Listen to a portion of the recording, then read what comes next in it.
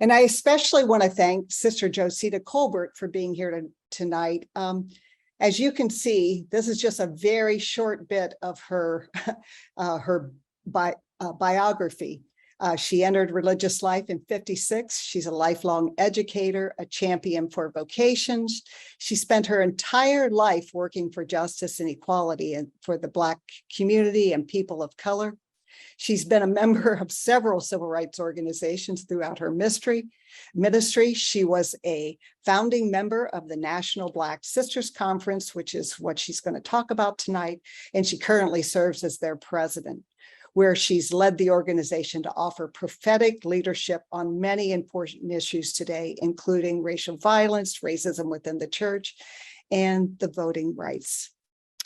She has served on the boards of the National Religious Vocation Conference and the Center for the Advancement of Religious Life. And I just love this line. I think it probably captures her. She says, "God is still calling women and men of color, as well as others, to holiness, and I am filled with abundant hope." Wow, that's very cool, inspiring. So as we begin tonight, the chapter 3 asked, is the order Catholic enough? And this is about the struggle to desegregate white sisterhoods after World War II. So we know the anti-Black admissions policies and practices that systematically barred women of African descent from entering white US sisterhoods had allowed only 11 documented exceptions between 1900 and 1944. All but one involved candidates who would fit into the community because of their light skin. As Shannen would say, Dr. Williams would say, they passed for white. One such person was Mildred Dolbear.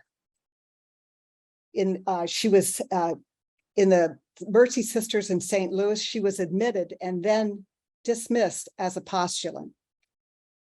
When someone alerted the Mercies that of her Afro-Creole heritage, including a grandmother of pure Negro blood and Black in color. After her dismissal in 1930, Dolbear entered Monte Maria Monastery, the Visitation in Richmond, Virginia, where she successfully kept her racial background hidden and professed her vows there. As the political landscape changed, new opportunities to confront the evil of racism emerged in the Catholic Church. In 1943, Pope Pius XII issued the encyclical, The Mystical Body of Christ, which rejected the legitimacy of racial and national distinctions and emphasized equality among the followers of Christ. After the Catholic Church's complicity in 1452 and 1492, the 1839 condemnation of slavery by Pope Gregory and this formal teaching helped empower African-American Catholics in the struggle for liberation. In 1944, there was the first major victory in desegregation. Two African-American women, Layla Jones and Geraldine Mouton, were rejected by the Dominicans in Catonville, but found their way into an integrated community anyway. When two professed sisters and a postulant left the order, went to Alabama, and built a new community where they would, quote, accept Negro postulants who wished to lead the life of cloistered religious.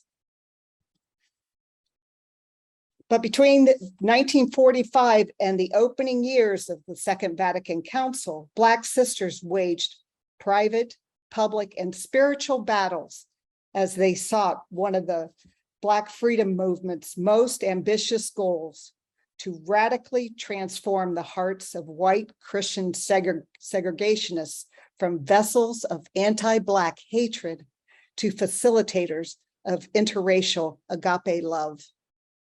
This picture just kills me when I look at it, how awful the anti-Black hatred was. 2 years after the interracial Dominican monastery opened in Alabama, the Sisters of St. Mary, a nursing order founded by German immigrants and headquartered in St. Louis, made Catholic headlines when it announced it had admitted its first African-American candidates. In July 1946, Elizabeth Louise Ebo, Hilda Rita Brickus, Pauline Catherine Townsend became the SSM's first Black candidates. And a short time later, Mary Antoinette Gale and Bessie Lee Hardy entered the order, setting in motion one of the church's most important experiments in racial integration after World War II. In 1946, the St. Augustine's Messenger created a historic list that became the first unofficial guide to Catholic sisterhoods that accepted Black women. And many Black women and girls relied on this as they began their application process. At that time, when this first came out, there were 6 sisterhoods who accepted Black women. White priests and sisters committed to integration began publicly exposing the color bar in religious life and exerting pressure on other white sisterhoods to open their ranks. Jesuit Raymond S. Bernard was one of those progressive priests and allies. He began conducting formal investigations of white sisterhoods' admissions policies. In 1949, he published an article titled Jim Crow Vocations that included an expanded list of U.S. orders willing to accept qualified Negro applicants, 22 altogether at that point. When speaking of the need for Black vocations, he made the comment that the superior that he knew has had novenas made in honor of Blessed Martin de Porres for plentiful vocations. But if Blessed Martin de Porres sent her 24 Negro applicants, it is quite doubtful whether they would be accepted. He continued to raise a voice against the anti-Black admission policies in white congregations. Then came, in the midst of all this, the Great Migration was also occurring through all of this. And this great migration of more than 6 million African Americans from the Jim Crow South to the North restructured the face of the Catholic Church.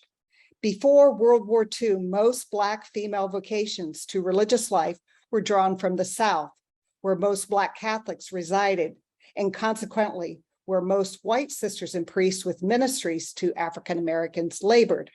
However, as millions of Black Southerners entered the urban industrial North after World War II, white priests and sisters expanded their ministries to African Americans in those states. A percentage of those who migrated were Black Catholics, but most were not, creating an opportunity for the Catholic Church to meet their needs. As Black Americans and other people of color moved to northern cities in the Great Migration of the 20th century, observers noted a significant shift of white households who moved away from urban centers. This phenomenon became known as white flight and came to symbolize discrimination and disinvestment faced by ethnic minorities and urban neighborhoods in post-World War II era. As Black Catholics arrived in major urban areas, they wanted quality education for their children. Thus, enrollment in Catholic schools rose, which also precipitated high rates of Black conversion to the Catholic faith. Between 1950 and 1960 alone, U.S. Black Catholics increased from almost 400,000 to over 600,000, in nearly doubling the numbers in many places. And in order to meet the needs of those growing numbers, Catholic schools and parishes also expanded. And white orders that expanded or adopted ministries to Black Americans in these areas experienced a marked increase in applications from Black women and girls to their religious orders. The need for Black vocations grew, but was undercut by racist admission policies. Dr. Williams credits church doctrine that emphasized the moral righteousness of social equality for challenging the anti-Black admissions policies of white sisterhoods. White allies like Father John O'Brien challenged white orders to open their doors to Black women. And he's the one that asked, is the order Catholic enough to accept colored vocations? Dr. William documents the history of the Mercy Sisters, who continued to expand their educational ministries to African Americans while keeping Black women from their ranks. It wasn't until 1956 that the Philadelphia Order admitted the first U.S. Black candidate who would remain. In 1956, Sister Cora Marie Billings became a Sister of Mercy, the first self-identified African-American admitted into a white sisterhood in the Philadelphia Archdiocese. While this was a breakthrough, many white orders also began to employ new methods to keep Black women at bay, including requiring medical tests, asking for photos of the applicant, and other methods that screened for race. And when a Black candidate was admitted into a white congregation, they faced many sufferings. They faced racist caricatures, disparagements of their Black culture, Black spirituals, Black gospel music. Some were called the N-word, some endured snickering, and some were refused higher education. One example Dr. Williams offers is that of well-recognized and beloved Sister Thea Bowman. When she entered the Franciscan Sisters of Perpetual Adoration as an aspirant at the age 15 in 1953, she routinely deflected questions and teasing about her hair texture and her Southern mannerisms. But she also stopped breaking into song when she felt happy because her superiors disapproved. One of the older members in the community told Bowman, "Black people go to heaven together with dogs and other animals." Unbelievable. Dr. Williams makes a very important observation right here, and this is something to pay attention to in light of the Black treatment of the treatment of Black women in white religious communities. Anti-Blackness was not considered immoral or disqualifying for religious life. White sisters caught publicly bullying their Black counterparts were rarely punished for their actions, and no records indicate that white sisters who antagonized Black members or expressed racist sentiments were ever dismissed from their orders for these actions. That's a really important insight into this time. The struggle for Black voting rights in Selma provided the church with a monumental chance to demonstrate its commitment to racial justice. It also brought a significant cadre of Black sisters into the streets in solidarity with the secular fight for civil rights and in protest against racism within the church. And you can see here a picture of Bloody Sunday.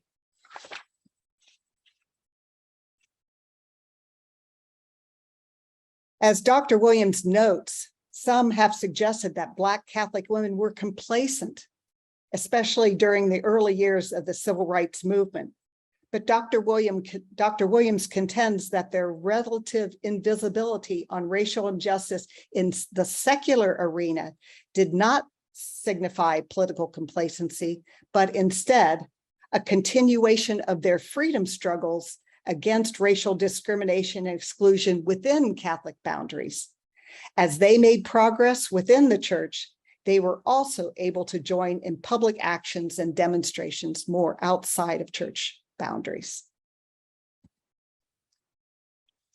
As the promises of Reconstruction rose and fell, Black lay Catholics played leading roles and spearheaded the efforts that secured church-mandated desegregation in places like St. Louis and Washington in the years before Brown versus Board of Education. During Jim Crow, Black sisterhoods quietly desegregated several Catholic colleges, and universities. They pioneered the teaching of Black history in the church, and they supported inherently political endeavors for racial justice in church-affiliated organizations. And after World War II, Black Catholic women and girls became more active in Catholic interracial groups, as well as secular organizations like the NAACP. And they desegregated many white sisterhoods and scores of previously all-white Catholic institutions. Even after the Brown decision, Black leadership councils remained distrustful of white-administered desegregation. They continued to expand their Black administered Catholic educational system. For instance, Black sisters taught Black people how to pass immoral tests so they could vote. They taught children to have pride in their heritage and to become moral leaders who would overcome the injustices of white supremacy. Black sisters offered Black Catholic history, and which put them on the vanguard of racial justice through Catholic education in America's civil rights years. And they taught their white counterparts. Sister Thea Bowman was one such teacher who taught white sisters, bishops, and priests in powerful ways, if you remember her speech before the US bishops and others. She had become active in student groups and began championing Black history and cultural traditions in her classes. She told white people about Black Crow and the evil of white supremacists who were determined to keep Black citizens from voting. In 1955, when Emmett Till was lynched, many Black women and girls wanted to do something that would make a difference to stop the violence and brutality so present in everyday life.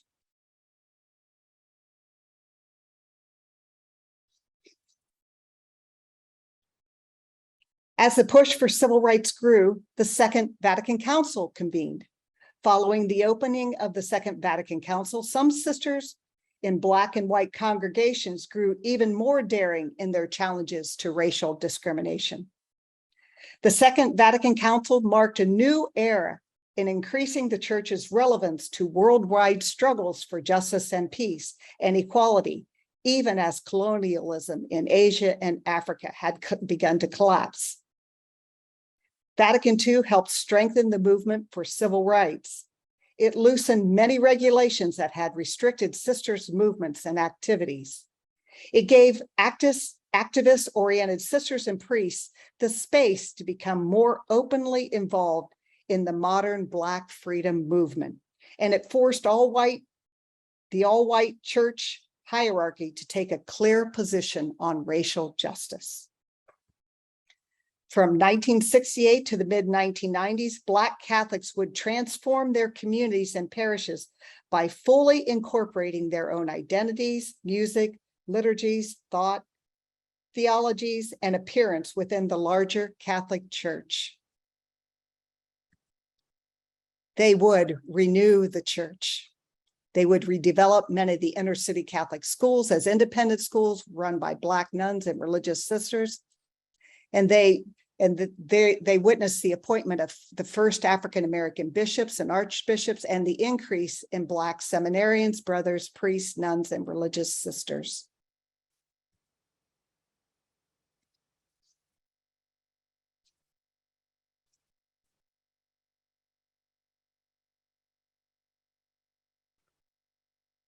Just a second, I'm sorry. Even as powerful as Vatican II was, it was the assassination of Martin Luther King Jr. that really turned the tide for many in the Catholic Church, and especially many Black Catholics.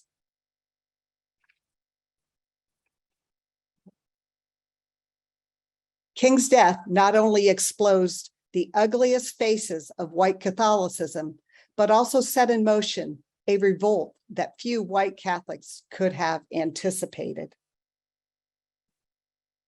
During this period of time, Black Catholics began to organize to strengthen their ability to change the systems that were corrupted by racism. And if you ever get a chance, you can look at all these organizations.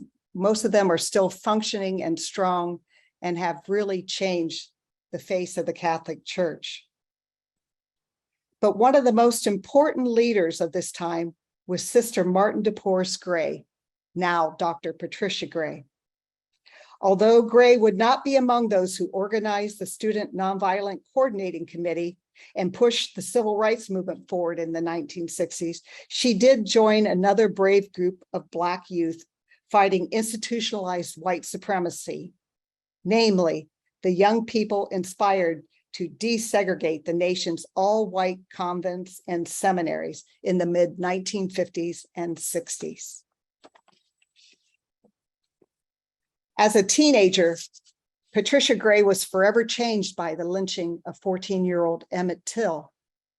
And after being barred from admission to the Sisters of St. Joseph in Baden, Pennsylvania, on the basis of race in 1960, the 19-year-old became the first African-American admitted into the independent Pittsburgh community of the Religious Sisters of Mercy in 1961.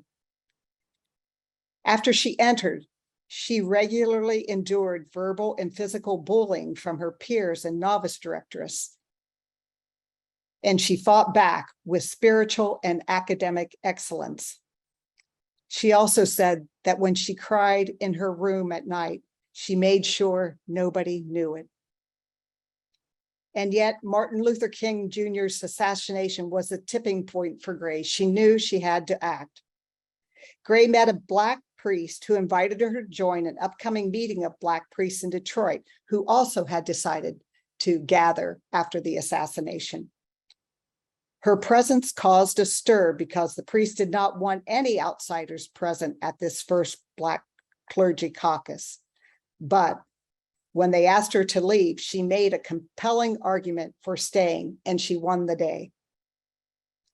The event proved pivotal, especially as the men recounted their gut-wrenching experiences of discrimination and abuse in their respective communities and seminaries, and in the church at large. Listening to the priest's testimonies was a consciousness-raising experience for Gray. And she challenged the priests to open their caucus to women religious as well, so that they could strengthen the movement, although they declined. Back in Pittsburgh, Gray received permission to begin organizing a week-long gathering of the nation's Black Catholic sisters. She expressed hope that their actions and influence could help salvage the church's reputation in the freedom struggle. She also recognized that Black sisters alone should control the conference. And despite many hurdles, and you can read about it in Dr. Williams' chapter, there were many. On Sunday, August 17, 1968, more than 155 Black Catholic sisters representing 79 congregations, 45 U.S. cities, the U.S. Virgin Islands, the Bahamas, and the newly independent East African nations of Uganda and Kenya arrived at Mount Mercy College in downtown Pittsburgh for the first NBSC gathering. And with that, I'm going to stop and turn this over to Sister Josita, who's going to take it from there. Good evening. Yes, in 1968, I was privileged to be one of the 150 plus African-American Black sisters, some were Latinos from the Caribbeans, to attend the National Black Sisters Conference. And it was an experience, it is an experience that I will never forget. One, seeing so many sisters who look like me, however their habits, their veils were all, different. And to see so many women so talented and gifted. And Sister Martin de Porres, now Dr. Patty Gray, will always say that it was the Holy Spirit that led her to do this. And she continues to say that whenever you say, thank you, Patty, for starting the organization. We came together and it was like being re-educated. Actually, we had terrific speakers, great speakers, African-American speakers who, I want to say taught us, but who spoke about the injustices that Black people were experienced back in 1968, especially in 68, and all what the Black Power movement was all about. Because most of us, we didn't read the newspaper and don't know that we had television, really. So we had that whole experience of understanding in a positive way what the Black Power movement was all about. And we had speakers to come to give us, to talk with us, to give us demonstrations. And from 68 to the present day, we still continue to meet with dynamic speakers who challenge us, as well as I say, was like a school, a re-education regarding theology and ways of behaving and teaching our children. I taught school for a number of years, and I thought I was doing the right thing, but it wasn't until I was a member of the Black Sisters Conference and the various speakers that I was doing some of the same things that that my white counterparts were doing and teaching. And so it helped me to kind of refresh, renew, relearn what we're supposed to be about, what we are about as Black people. And the whole idea that Black is beautiful, prior to that, that was not a saying. And then I think it was Simone who sang that song, to be young, gifted, and Black. I mean, that was somewhat like our theme song, singing it around, humming it around. The conference,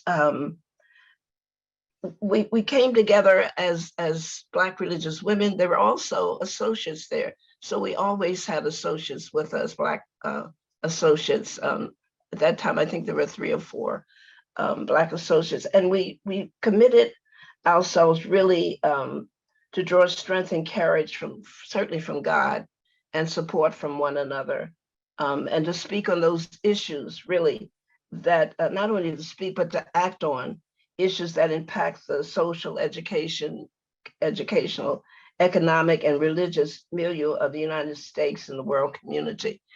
We talked about ways in which we can impact and help out people. At that time, as was read in the chapters there, you know, that even Black religious were not allowed to attend some of the Catholic colleges at that time. And so one of the things that was done in leadership of Dr. Gray and Sean Copeland was to collaborate with Harvard University, some of the Black professors there. And so we met in Roxbury, Massachusetts, and we called it the design program, but it gave the Black religious women an opportunity to get the bachelor's degree, the master's degree, and to go on to higher education, which had been denied them, really during the 60s and even before that. At that time, there were several dioceses who began to invite the Black sisters to come and speak or to work with their particular schools. Like we were invited to Roxbury, Massachusetts, and we had what we call the community schools. And it was based on what we call the Nguzo Saba, the Black principles that you see sometimes around the Kwanzaa time of Umoja, self-determination, faith, and that kind of thing. And so we did that with the 3 schools, St. John's, St. Joseph, St. Francis de Sales in Boston, as well as other schools in Bed-Stuy. So there was that constant invitation to have Black nuns to come and to teach, and also to work with the parents as well, and helping parents to realize that they have a say in the education of their children. We also wrote a mission statement, then not only wrote it, but acted on it. and also goals and objectives, one, to provide ongoing communication and dialogue that focus on the education, support, and advocacy of Black Catholic women, religious, and members of the Black community. And we did that in various ways. There were organizations, the Black Power Movement, different organizations that would invite us in, that one, we would share with them. Also, we would be learning at the same time. Also, we talked about providing what you might say, a ministry of clearinghouse for Black Catholic women religious who wanted to serve within the Black community, because most of the nuns that were there at that time in the early days did not have that opportunity. I had that opportunity to work with the Black community. For those who didn't, to provide them with the skills that they would need to do that kind of work, ministry. Also to develop and utilize fully the potential of the members of the National Black Sisters Conference. Let me tell you, there was and they are still very skillful women who are members of the National Black Sisters Conference. And today you probably heard the first speaker there that we had here in the FutureChurch, Sister Anita Beard, just to mention a few, Sister Marsha. Some are on the screen right now, Magda Marie and Shannen Marie, that I can see. But so it was this whole thing of saying, I'm Black and I'm beautiful, I have gifts, I have talents, I have skills. And these were the kinds of things that the National Black Sisters Conference provided for us Black Catholic women, both associates and religious. And even to the day, we continue with programs, especially now after the murder of Mr. Floyd. We had written in our mission statement that we would be about collaborating with other religious congregations that had the same goals as we, or at least were about the working toward elimination of racism. And so we've collaborated with the Leadership Conference of Major Superiors of Women, various programs and committees that we're part of there. And that also with the National Black Religious, NRVC, National Religious Vocation Conference, where we worked in collaboration with the vocation ministers and helping with the best practices, or providing them with the best practices of inviting African-American men and women to religious life, just short of it. Also, in terms, we do collaborate with Network, as well as the C2U, the conference, the Center for the Study of Consecrated Life. We've done, together with them, programs, seminars, meetings that we broadcasted. So we're not trying to, and I think somewhere was read or whatever, that back in the 60s or whatever, we as Black people, we were trying, I don't know that all of us, but basically it seemed that we were trying to convince white people that we were okay, basically, or to try to get them to understand the racist behavior and what was. That's not what we do now. I mean, it's not our problem. It took a long time. One nun said to me, Black nun, she says, why did we do all of this in 1968 only to come to the killings that we have, the injustices that Black people are experiencing, So we do realize that's not our problem to solve. However, we do, as we say, collaborate. We collaborate with our, as was mentioned, the National Black Catholic Clergy Caucus. We meet every, it's so funny that, well, not funny, but in 68, it was like, no, tells Topanic, go find your own group. And now we work together annually as what we call the Joint Conference, which consists of the National Black Catholic Clergy Caucus, the National Black Catholic Seminarian Association, and the National Association of Black Catholic Deacons and their wives. And we come up with a theme. And also, again, how do we work together in confronting this sin of racism. What is it that we as Black Catholic religious men and women can and should do? We also have what we call self-help programs, because it seems to me it's upon us to do that. We try to have programs and provide opportunities for, especially for our newer members, but for all of us to learn more, to get more skills in terms of how we can best confront this sin of racism. We collaborate also with our Latino brothers and sisters as well. In fact, I attended a conference there. Some of the things during the pandemic, the National Black Sisters, well, none of us could move or work. And so the board said, well, what can we do?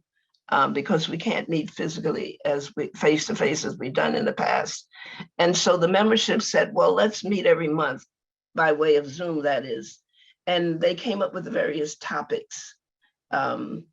Topics of self-help, yes, as well as educational topics, ways in which we can be much more forceful in eliminating this sin of racism. And we had workshops or discussions with LCWR and some of the other religious congregations. We used the book in the beginning of the White Fragility, but just looking at some of the same things and how we can go about looking at behaviors and things that we saw, knew that were oppressive. How can we do this together? And how can we get our church to speak out as well? I mean, you see women, you'll see the statements of the LCWR and NBSC and maybe some of the other Black Catholic organizations, the Knights and Ladies of Peter Claver. We hear nothing from our bishops, our leadership, the church leader, but then it's not that we're stuck because we don't hear anything from them, because we know what we have to do as a people in helping our people. So it's not about waiting for someone to speak for us, we speak for ourselves. And thank you, FutureChurch, for even providing these sessions.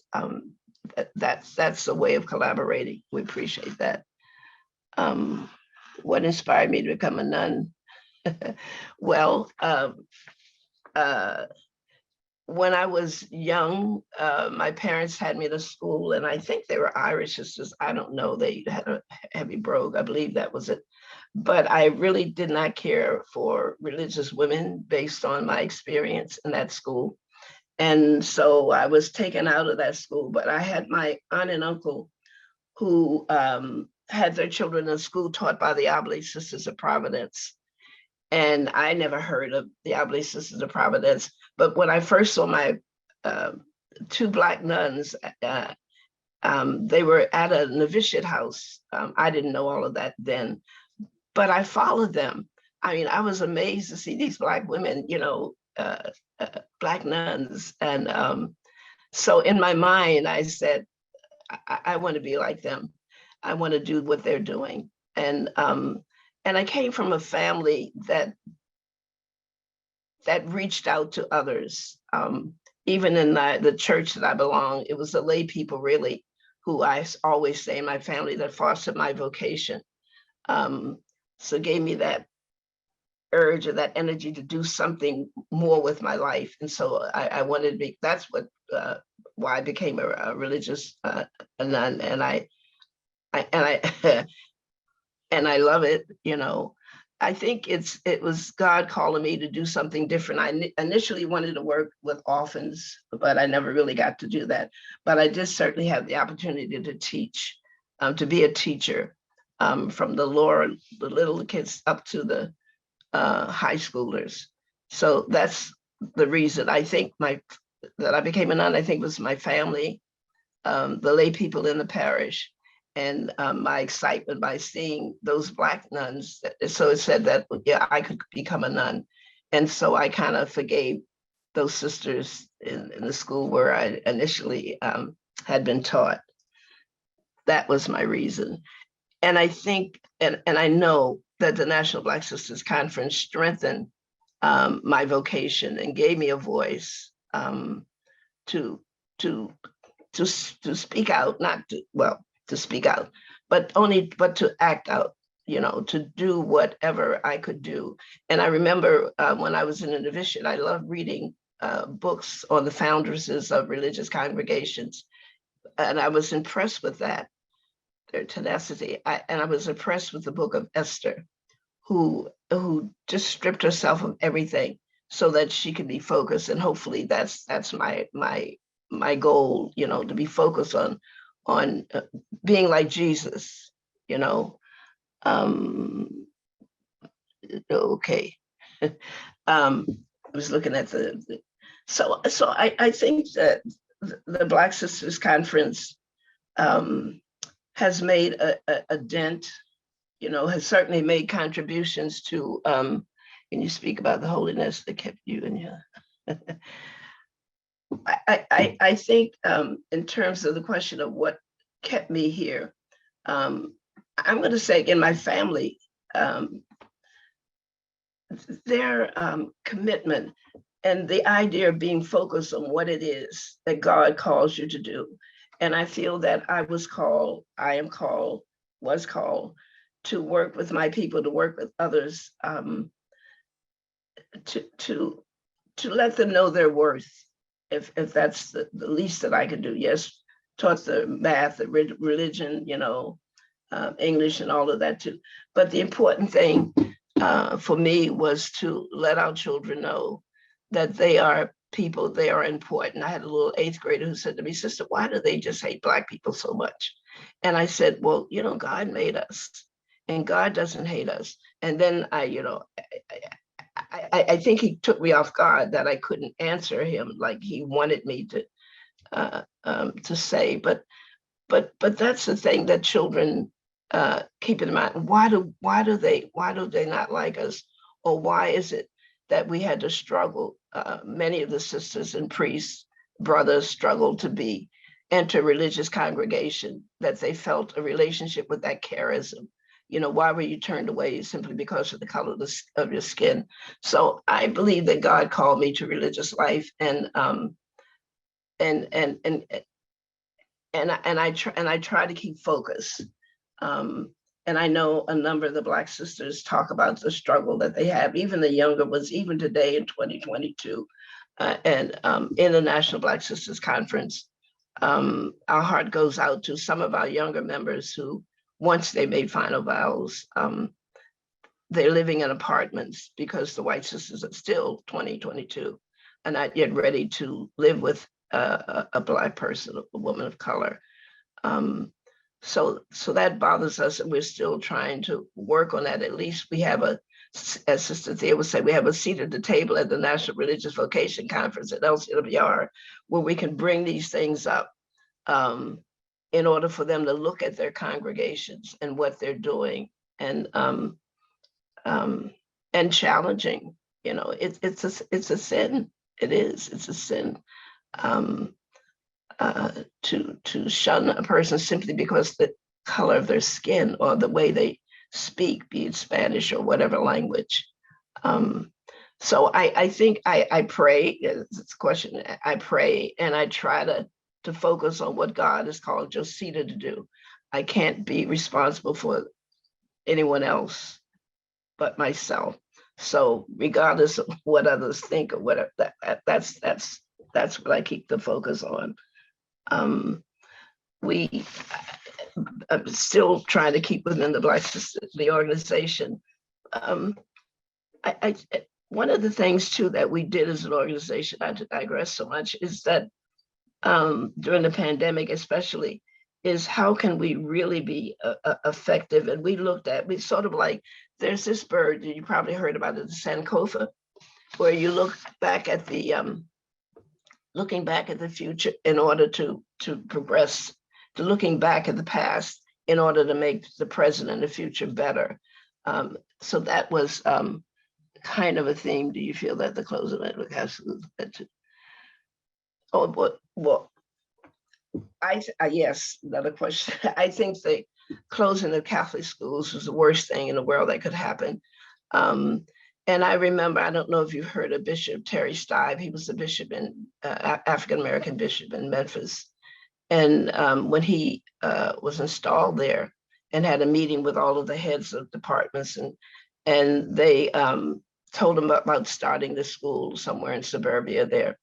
And he said, well, I understand that you closed 7 schools in the city. And they said, well, yes, Bishop, they weren't Catholic, or they were, they couldn't pay the tuition, whatever. And he said, well, we're going to reopen those 7 schools. And he called them the Jubilee schools.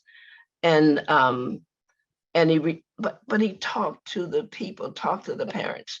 And I can go back to when we were asked to go to Boston and some of the other schools.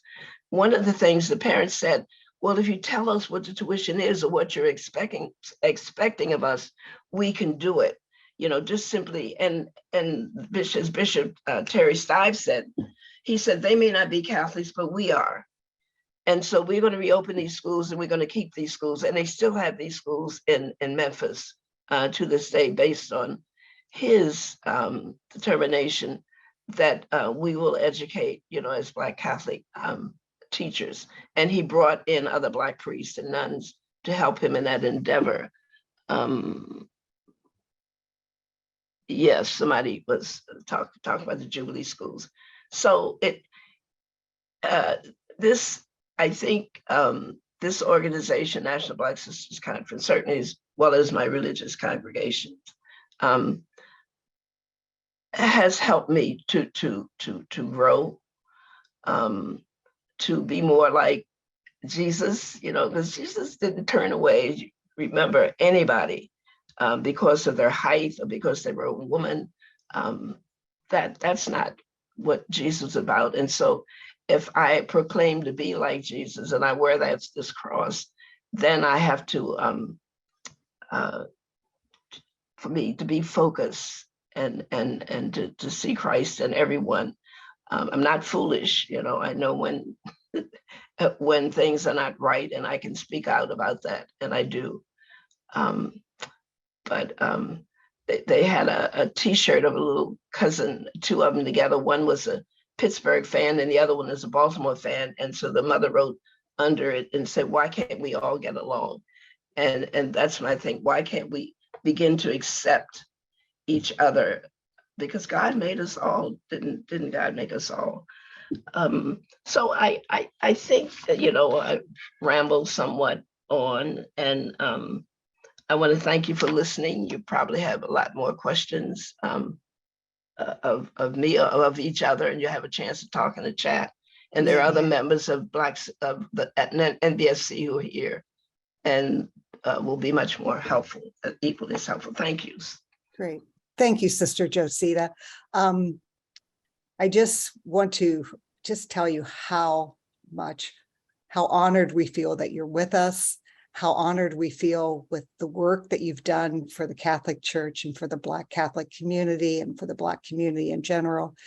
And as I told you before you came on, it was so helpful for me when I've read some of your statements, whether it was talking back to Archbishop Gomez when he said Black Lives Matter was a pseudo religion, or when you begin to talk about the sacred voting right.